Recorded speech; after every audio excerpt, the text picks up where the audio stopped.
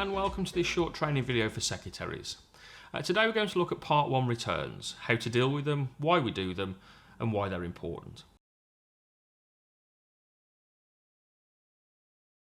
So your part 1 returns let the SNU know how many full and honorary members a church has, and they are used to calculate your affiliation fees.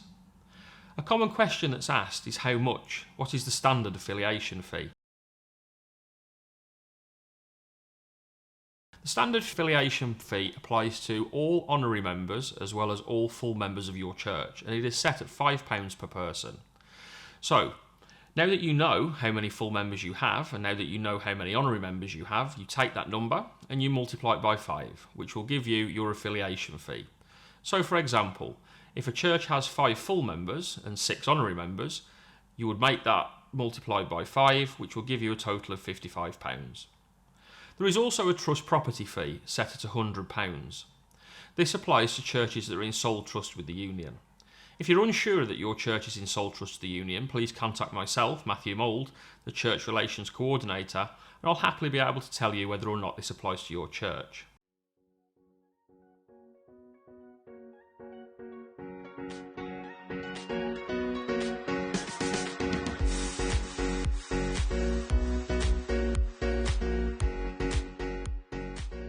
So, on your screen you will now see the Part 1 returns form, which we'll currently go through. So you insert your church name.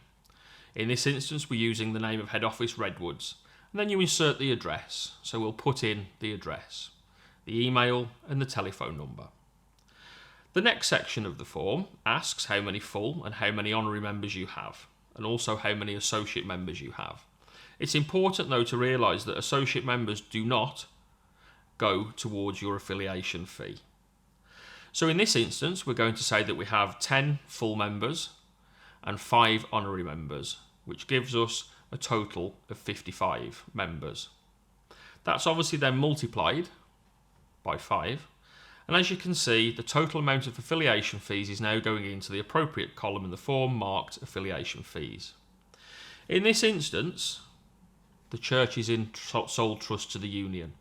So, as you can see in the appropriate box there, the trust property fee, £100 is now being placed into that particular box, giving us an actual total at the end of the form, which you can see.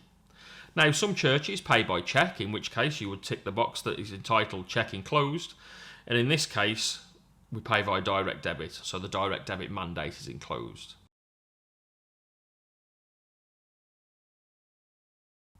If your church has previously set up a direct debit, there is no need for you to give us a new direct debit mandate. Simply fill out the form and we will adjust the existing mandate accordingly to ensure that your church is calculated at the correct amount.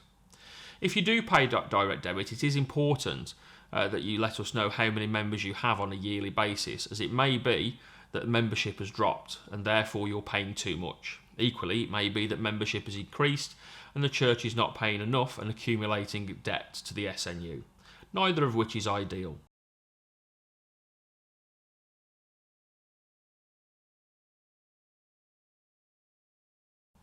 So that's how we do our Part 1 returns, that's why we do our Part 1 returns, and that's why they are so important to your church.